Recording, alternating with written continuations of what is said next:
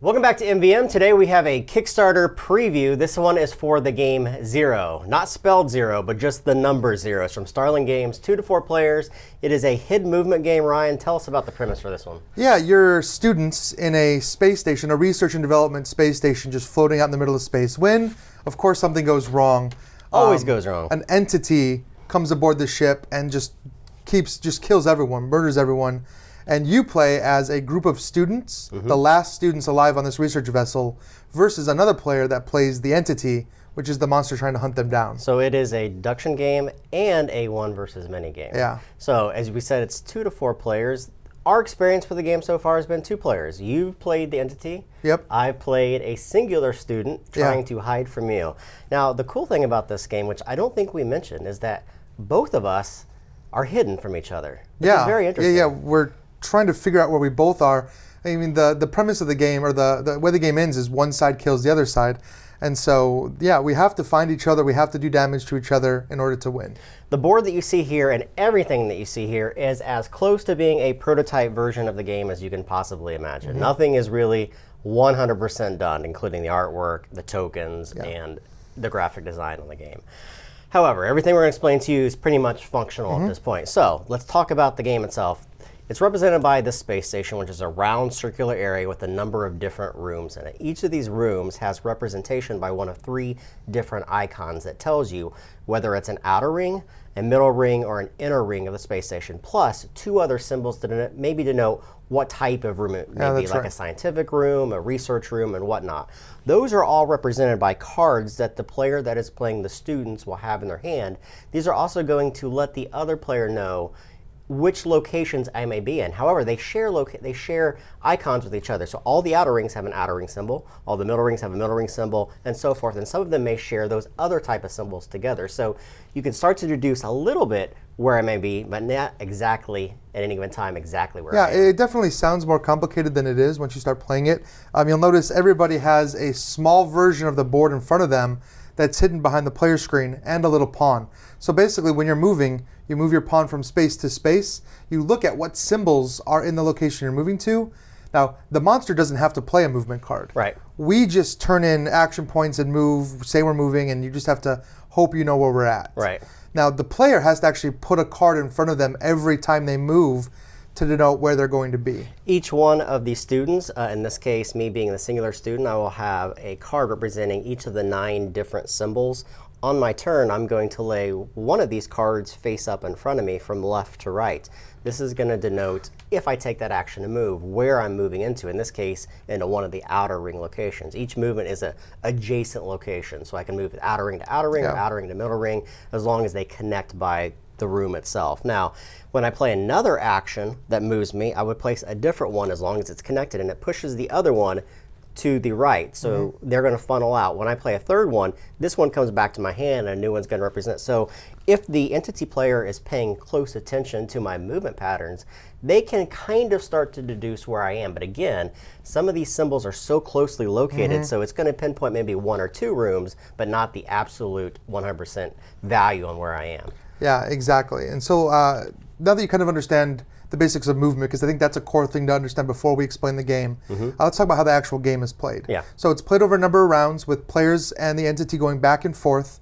Now, it's interesting because the more players you have, you're splitting up the same amount of cards amongst all the players. Right. And players are going to get to take actions in any order. There's really no player order between them. They're going to take actions until they're down to 2 collective cards. Yeah. So it's possible that your student might not actually even take an action and be staying exactly where they are, while other people that take actions that are more helpful. But it's going to go back and forth between the student and the entity. Right.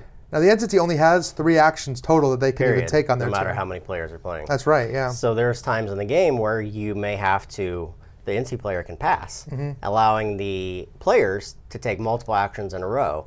The round's not going to end until I've taken all 5 of my actions and you've taken all 3 of your actions. So there's some timing aspects on when you want to use your abilities, because a lot of these abilities are going to 100% reveal where you are at any given time. Let's kind of reverse here.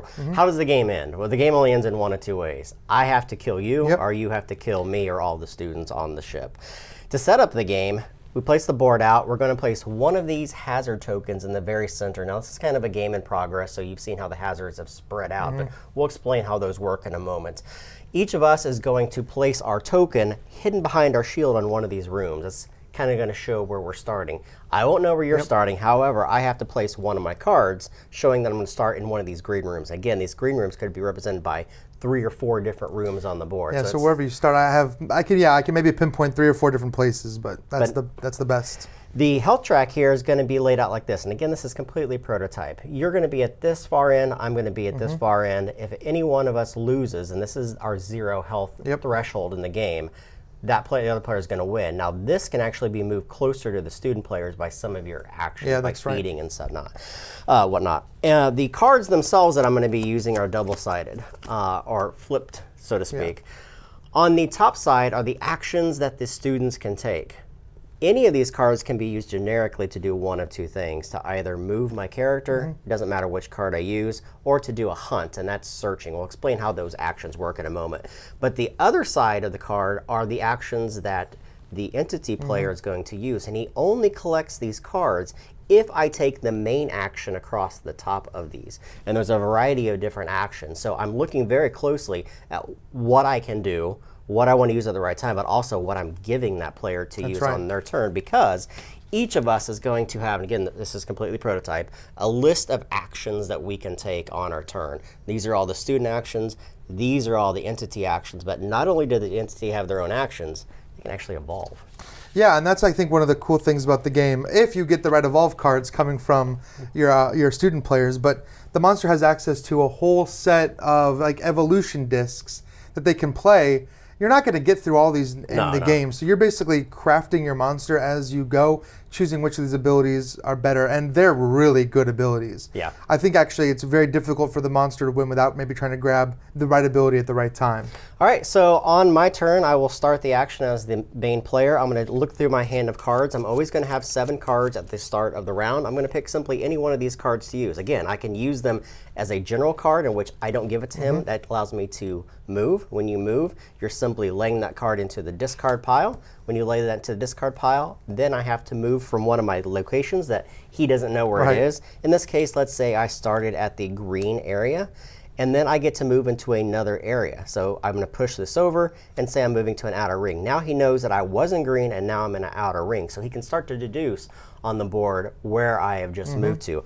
I'm going to mark the location behind my player shield on my actual disc that's in front of me. And these discs have icons to show you how they're facing. So no matter where you sit around the table, you're always going to point the arrows in one direction, and that denotes the layout of the actual space station itself. Yeah.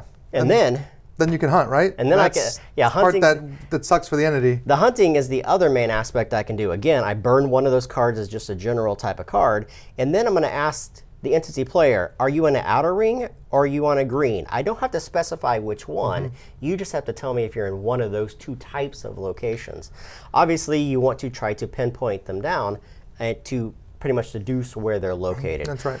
Now, my other actions I can take are all tied into the card that I use, and these are all basically attack cards. You have cards that can do ranged attack. You have cards that can do attacks that are close quarters, how much damage they do, laying traps, laying sensors on the board that when they pass through those sensors, those are all markers that will lay on the board and will physically activate when the other player moves through them. Now, there is a degree of being honest in this game. You have to tell people when you move through those things.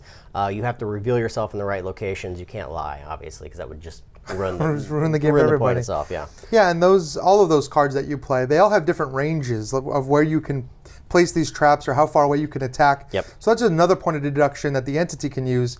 If some of the most powerful cards you have to be played on your space. So you do a ton of damage to the entity, but the entity knows that there is a student in that same location as them. And just remember, when I use those cards for the specific action on the card, I then give that card to the entity player. And this is the only way the entity gets cards. Yep, and that's it. That's one of my 5 actions. You're always going to know how many actions you take because you'll have 2 cards left at the end of a round. Yeah. Once I'm done, the entity player can either pass or he can take one of his own actions. Yeah, the entity only gets 3 actions. So you're kind of watching what the players are doing, maybe it's not advantageous to move. You definitely don't want to burn through all of your actions before the students are done with their cards.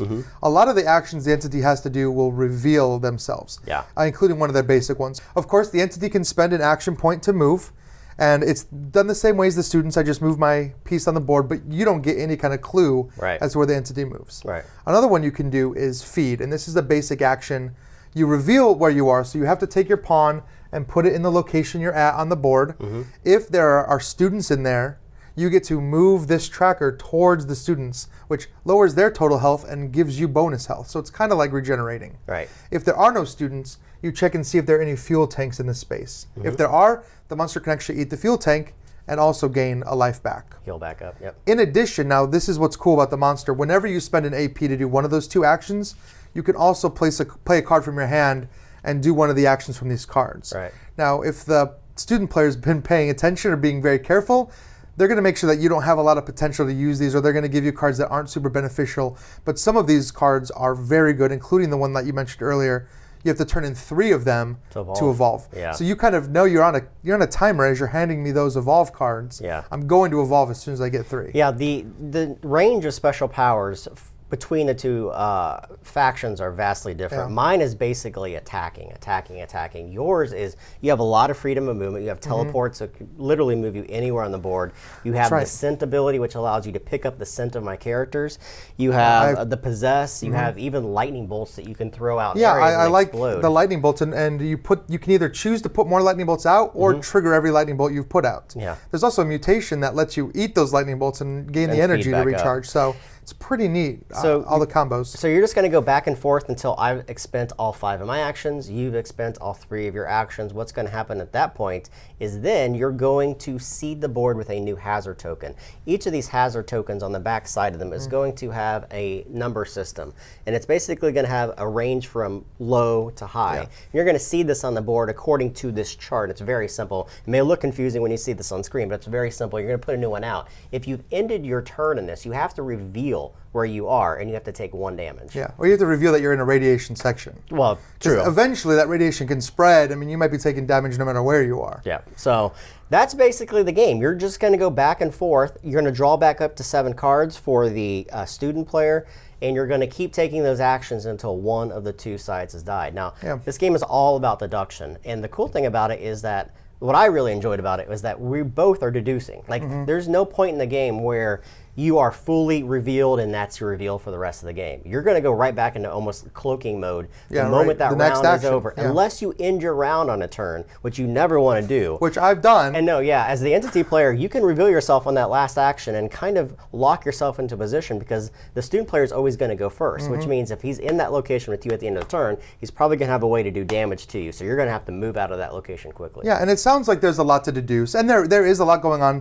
They do give you these, what they call like information cubes that you can kind of lay on the board if you're kind of tracking the movement of the monster, and you're like 3 or 4 steps in. You can leave a trail of those cubes, or you can use them basically however you want to do your own kind of personal record keeping. Right, exactly. So guys, that is 0 with the big number 0. If you guys have any questions about the actual campaign, please go to the Kickstarter page. There's going to be all kinds of information, updated graphics, obviously, and components.